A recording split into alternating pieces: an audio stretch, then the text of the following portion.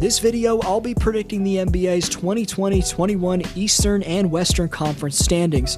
A ton of blockbuster deals have been completed this offseason, most recently the Rockets trading Westbrook for John Wall, and the Bucks surrendering 3 first-round picks and their entire core to acquire former All-Star and defensive team player Jrue Holiday. Stay tuned to see both how the 2020 offseason affected where your favorite team stacks up and why you should be hyped for the 2021 campaign.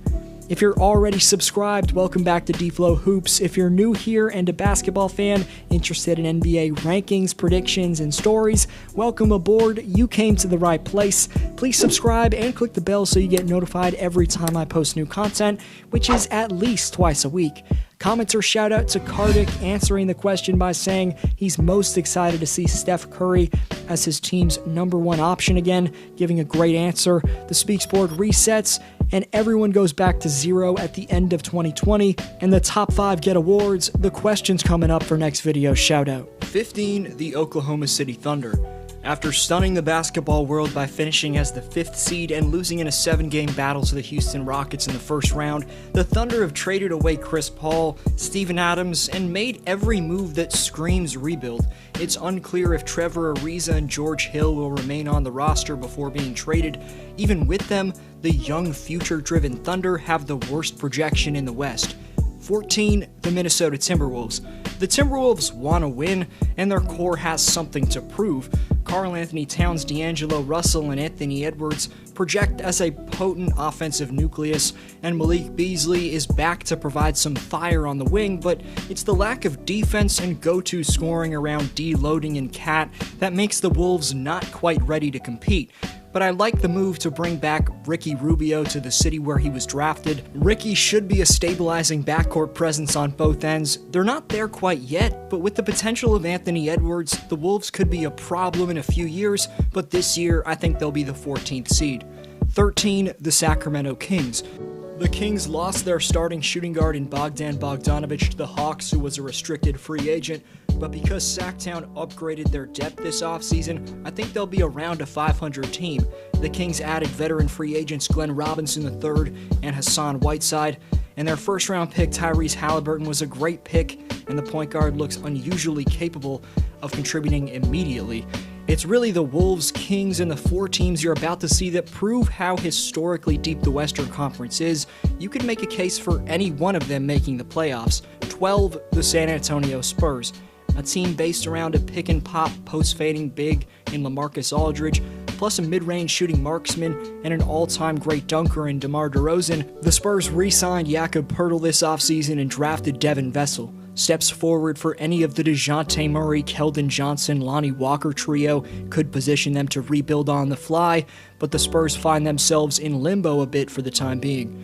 11, the New Orleans Pelicans. Brandon Ingram extending with the New Orleans Pelicans feels inevitable. Trading Jrue Holiday for 3 first-rounders and 2 pick swaps continue to set the Pels up splendidly for the future, while the additions of Bledsoe and Adams will help the team compete for a playoff spot right now. We should see 2019's #1 pick Zion Williamson take a step forward in his production after the former Duke phenom had a very solid rookie campaign. 10, the Memphis Grizzlies. They lost to the Blazers in the playoff play-in game last season, but Memphis will have an even more difficult path in their attempt to reach the playoffs in 2020-21 due to the significant improvement elsewhere in the West. This should be an even 500 team at the very least, as the rising Morant and Jackson Jr. should be even more dominant, but again, this shows the monster depth of this conference. 9, the Phoenix Suns. D-Book, CP3, and DeAndre Ayton get the Suns into the play-in tournament where they'd have to take 2 games on the next ranked team in order to get in. If they did make the playoffs, their star power is so lethal that it could potentially lead them to a series upset. I just think Phoenix's younger players will have inconsistencies this year, and they'll come up just short of the playoffs, but this is arguably a top 6 to 8 seed, and the Suns were one of the top winners of this past offseason. Speaking of offseason winners, 8, the Portland Trailblazers. Bulking their wing depth with the additions of Rocco and Derrick Jones Jr., while also bringing back Enes Kanter in free agency. Portland's given Dame and CJ some formidable support. Given Portland also re-signed Rodney Hood and Carmelo Anthony, their wing depth is too stacked not to put them in the playoffs. A full season from Jusuf Nurkic is also going to make Portland damn dangerous, and regardless of how far they go in the playoffs, a playoff appearance in this deep Western Conference is an accomplishment in itself. 7, the Dallas Mavericks. Just like the 8th-seeded Blazers, adding athletic wing defenders was clearly a top priority on the Mavs offseason list. Dallas picked up Josh Richardson, who's going to slide in nicely alongside Luka Doncic and Tim Hardaway Jr. Doncic is well positioned for another superstar leap in year 3. The sky's the limit for Dallas, but the only thing is, can Kristaps Porzingis stay healthy? 6, the Golden State Warriors. I don't know about you, but I've seen a lot of analysts under the assumption that Steph Curry is going to get hurt again when making their standings predictions. For example, ESPN predicted the Warriors as the 14th seed, guaranteeing that the 32-year-old sharpshooter is going to get hurt. Even with Klay's recent injury, the trades for Wiggins and Oubre and drafting James Wiseman should help out Golden State a ton. But the doubting of Steph reminds me of when, after Curry's third year about 9 years ago, when he played only 26 games due to ankle injuries, and people were calling him injury-prone and therefore a bust. After that 2011-12 season, Curry broke out into the iconic worldwide athlete he is to this day, and I'm predicting the chef is going to prove everyone wrong again and lead the Dubs to the postseason. 5, the Denver Nuggets. They're led by as promising a star duo as any in the league in Nikola Jokic and Jamal Murray. They're going to get Will Barton back, and they made solid high upside additions through the draft, nabbing Nagy and Hampton in the 20s and international market, signing a passing maestro in Campazzo, but in Grant and Craig, 2 important wing defenders have skipped town. Retaining Millsap and signing JaMychal Green in light of Grant's departure was solid work, and they're still neck and neck with Utah on paper, but this offseason didn't play out how Denver envisioned. 4, the Houston Rockets. Who knows exactly what's left of the 5-time All-Star John Wall, but based off the workouts he's been doing for several months now, it seems like Houston will be getting a very good version of the Kentucky product. Speaking of Kentucky, DeMarcus Cousins will join his former college teammate in Wall as Boogie was signed by the Rockets, but more notably, Harden's getting a backcourt partner in John Wall, who's debatably the best assist guy in the league when he's healthy, and who's also a better three-point shooter than Russ. I think the Rockets were the clear winner of the Brody/Wall deal. They also brought in coveted free agent forward Christian Wood, and they still have a top wing defender in the league in PJ Tucker. 3, the Utah Jazz. The D-Mitch, Rudy Gobert-led Jazz have brought back Derek Favors and 2 rooks, and appear to be running back last year's construction. And there's worse plans to have than that. This is a team that, without their second leading scorer in Bojan Bogdanovic, took the Nuggets, who went to the conference finals, to the final possession of a Game 7 in the 2020 West Conference first round. Bojan returning and Donovan Mitchell taking another big leap puts Utah firmly in the mix for a top 3 seed in the West. 2, the LA Clippers. A second-round exit was an inexcusable result for last season's Clippers, but they still enter this year with as loaded a roster as anyone in the league. Perhaps with a new coaching staff, the veteran additions of Serge Ibaka, who brings elite floor spacing and rim protection, plus adding Luke Kennard, who's coming off the best statistical season of his career, the Clippers will finally live up to their potential. The Clips also brought back Marcus Morris, so they should be set for a great year. 1, the LA Lakers. The rich get richer.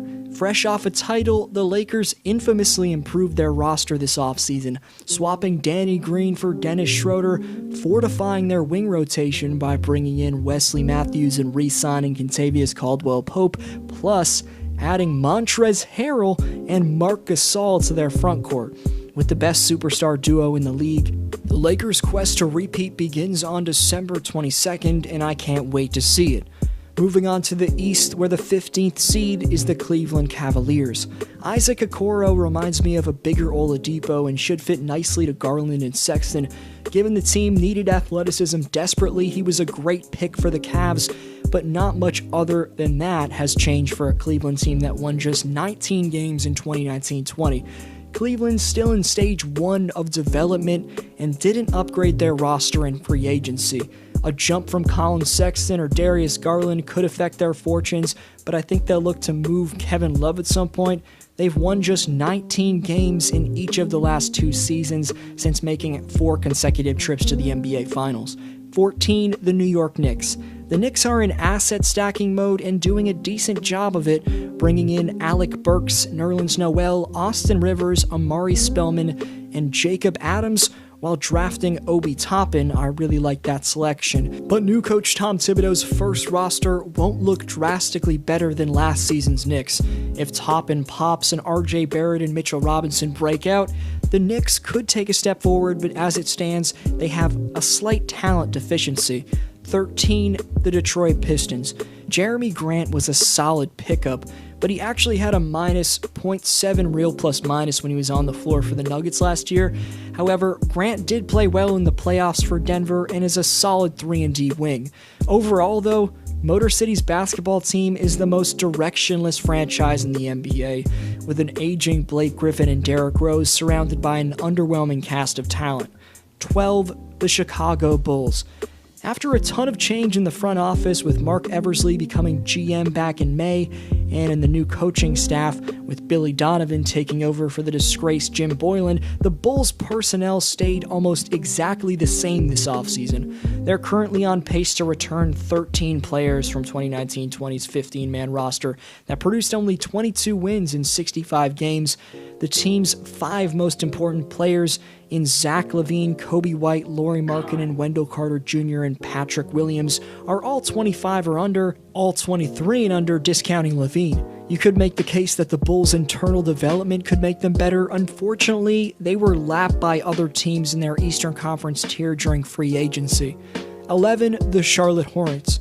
Although it wasn't overpay to give them $120 million, signing Hayward lifts Charlotte out of the bottom tier of teams in the East and gives the Hornets a better shot at reaching this season's play-in tournament. It's not enough to make the Hornets a favorite for their first playoff berth since 2016.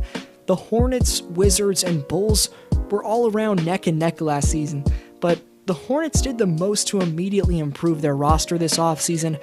Number 3 overall pick LaMelo Ball can change the personality of games with his scoring and facilitating. Plus, Gordon Hayward affects winning as an efficient scorer and passer from the wing spot if he can stay healthy. They still need an upgrade at center, but Charlotte's got a solid young core with Devontae Graham, Terry Rozier, Miles Bridges, PJ Washington, and of course now the big baller, and Hayward. 10, the Orlando Magic.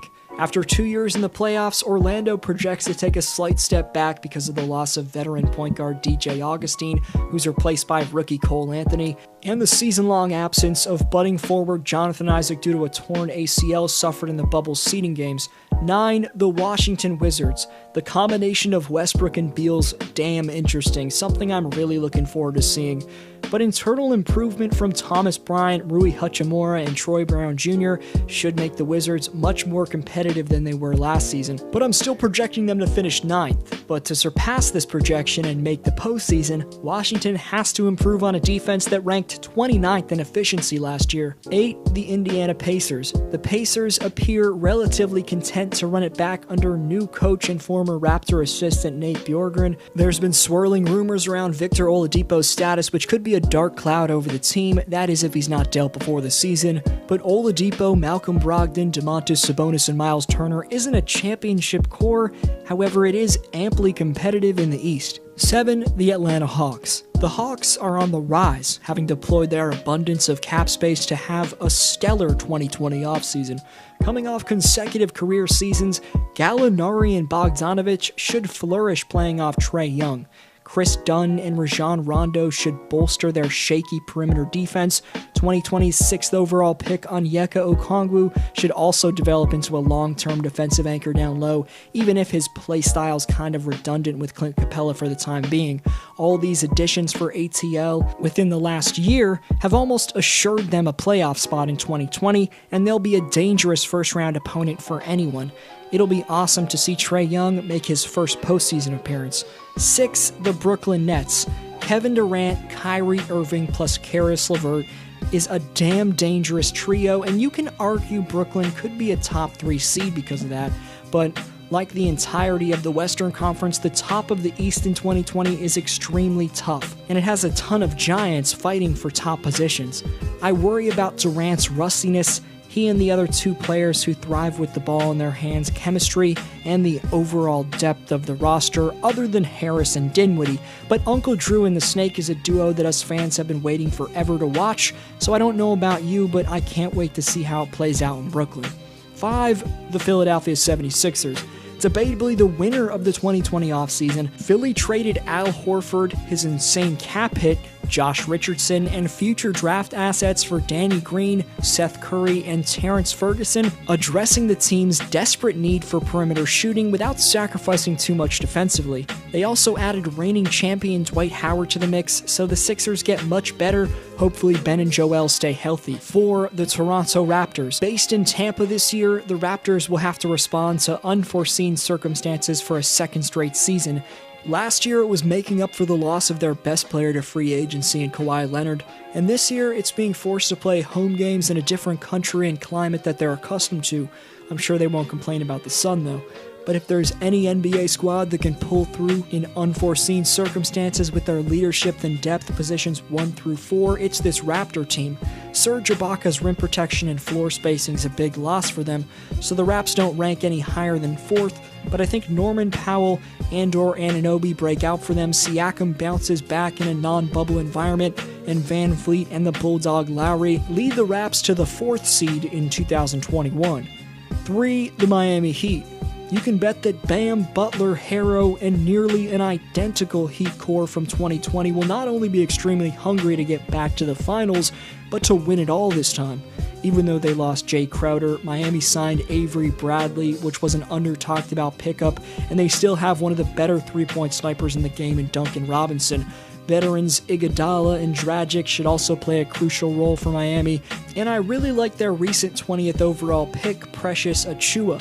2. The Boston Celtics. Expect Jason Tatum to build off a season where he averaged just under 24 points per game by putting up around 30 per night in the 2021 NBA season.